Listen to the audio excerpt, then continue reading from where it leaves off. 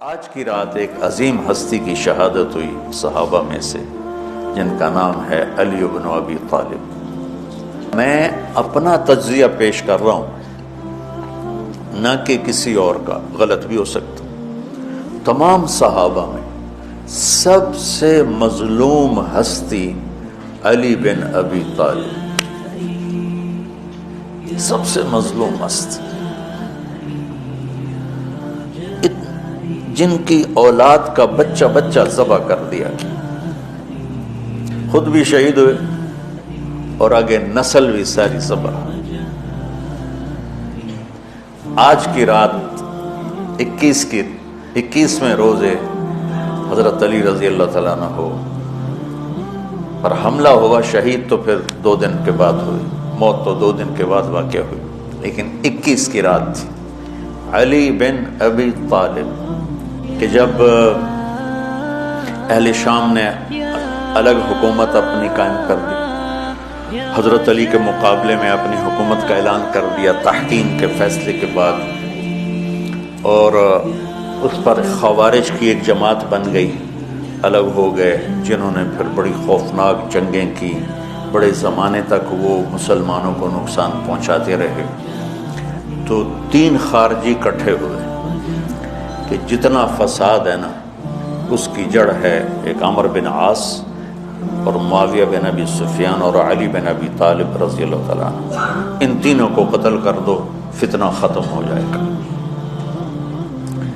تو عمرو بن عاص اس دن آئے ہی نہیں، وہ مصر کے گورنر تھے، فجر کی نماز، تو جو ان کی جگہ آئے وہ مارے گئے، شہید ہو گئے۔ معاویہ رضی اللہ تعالیٰ عنہ پر اس نے وار کیا، لیکن وہ سر سے پھسل کے کمر پہ جا کے لگا اور کمر چھل گئی، لیکن اللہ نے زندگی بچائی۔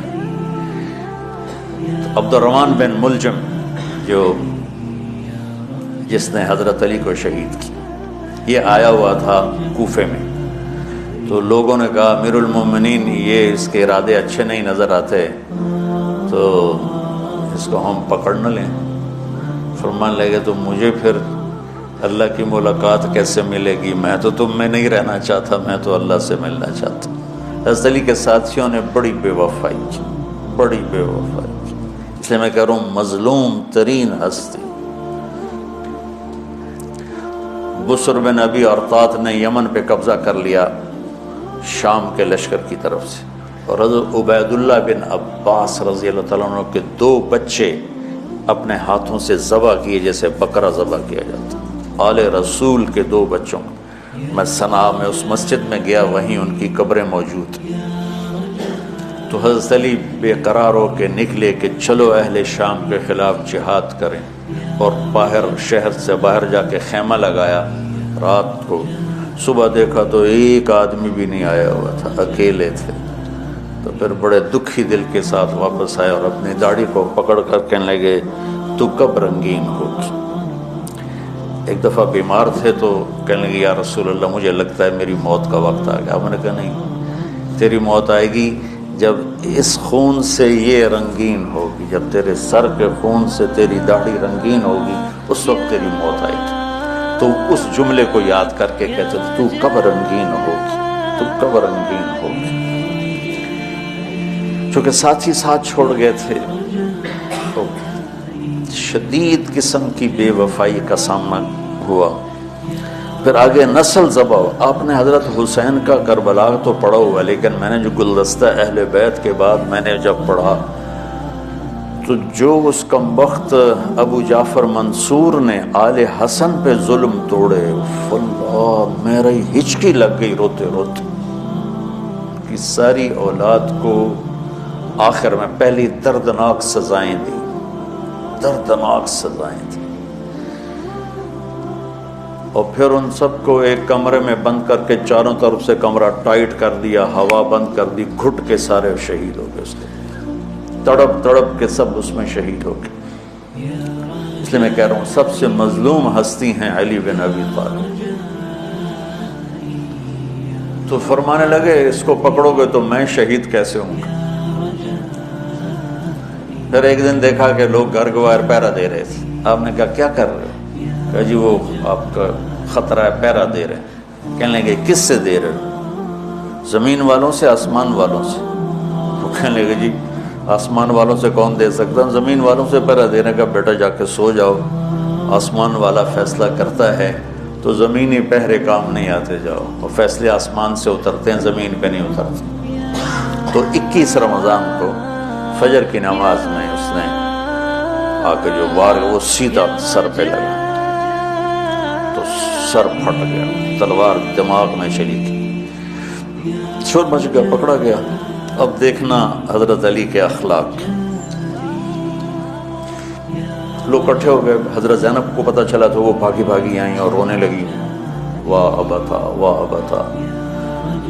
تو وہ کہنے لگا، وہ لوگ کو پٹی پٹی باندھنے لگے تو وہ کہنے لگا ابن ملجم جتنی مرضی پٹیاں باندھ لو، اب یہ مر کے ہی رہے گا۔ اس تلوار کو 1 مہینہ زہر میں ڈبو کے رکھا ہے، پھر وار کیا ہے۔ تو اس پر تو بڑے سے بڑے حلیم کو غصہ آ جانا چاہیے، وہیں اس کا قیمہ ہو جاتا۔ اور حضرت علی کیا کہہ رہے ہیں؟ بھائی اس کے لیے نرم بستر بچھاؤ، اس کو گرم گرم کھانا کھلاؤ، اسے ٹھنڈا ٹھنڈا پانی پلاؤ۔ اگر میں زندہ رہا تو میں خود فیصلہ کر لوں گا مجھے کیا کرنا ہے، اور اگر میں شہید ہو گیا تو پھر پہلی میری درخواست ہے کہ اسے معاف کر دیں۔ یہ بتانا چاہتا تھا، اسے معاف کر دیں، اور اگر اسے میرے بدلے میں قتل کرنا چاہو تو پھر اس کو تکلیف نہ دینا، بس ایک ہی وار سے اس کی گردن اڑا دینا، اسے تکلیف نہ دینا۔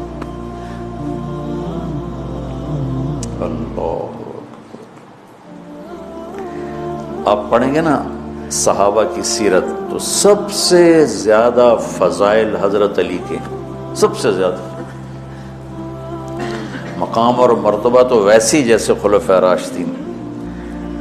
سارے صحابہ اللہ کے ہاں مغفور محبوب، ان میں سے 10 مقرب ترین ابو بکر، عمر، عثمان، علی، طلحہ، زبیر، سعد، سعید، ابو عبیدہ بن جراح اور عبد الرحمن بن عوف۔ پھر ان 10 میں سے 4 محبوب ترین جو خلفاء بنے، پھر جیسے ان کی خلافت کی درجہ بندی ہوئی ایسے ان کے مقام اور مرتبے کی درجہ بندی ہوئی، لیکن فضائل سب سے زیادہ حضرت علی کے ملتے ہیں۔ اور یہ ایک فضیلت جو حضرت علی کو اللہ کے نبی نے سنائی، ہاتھ پکڑ کر یوں اپنے سینے کے قریب لگا کے فرمایا، اَتَرْضَىٰ أَن يَكُونَ مَنزِلُكَ مُقَابِلَ مَنزِلِي فِي الْجَنَّةِ، علی تو راضی ہے جنت میں تیرا گھر میرے گھر کے سامنے ہوگا۔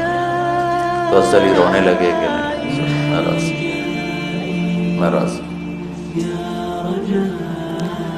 تو آج کی رات اس ہستی کی شہادت ہے، فجر کی نماز میں ان کا انتقال ہوا، جن کو میرے نبی نے ابو تراب کا لقب دیا کہ تو میرے لیے ایسے جیسے موسیٰ کے لیے ہارون ہے، تیرا گھر جنت میں میرے گھر کے سامنے ہوگا۔ پھر آپ نے اپنی بیٹی فاطمہ سے کہا، فاطمہ تو میں یہ دونوں، حسن حسین، اور یہ جو سویا ہوا ہے، حضرت علی جاگے نہیں، وہ سوئے ہوئے تھے، یہ جو سویا ہوا ہے ہم پانچوں آخرت میں ایک ہی جگہ پر ہوں گے، اکٹھے ہوں گے۔ تو یہ بڑے درجے کے صحابہ میں، اور اللہ کی قدرت ہے کہ اللہ نے کسی خالص ہاشمی کو حکومت نہیں دی، کامیاب نہیں ہونے تھی۔ بنو عباس بھی اہل بیت ہیں لیکن ذرا دور سے، ان کے 35 حکمران آئے، 35 میں سوائے ایک کے سب کی مائیں ہاشمی نہیں تھی۔ پہلے ہاشمی خلیفہ بنے حضرت علی، والد کی طرف سے بھی والدہ کی طرف سے، اور وہ کہتے تھے تو کب رنگین ہوگی، اور موت مانگتے مانگتے یہاں تک کہ شہید ہو کے چلے گئے اور دکھوں بھری زندگی گزاری۔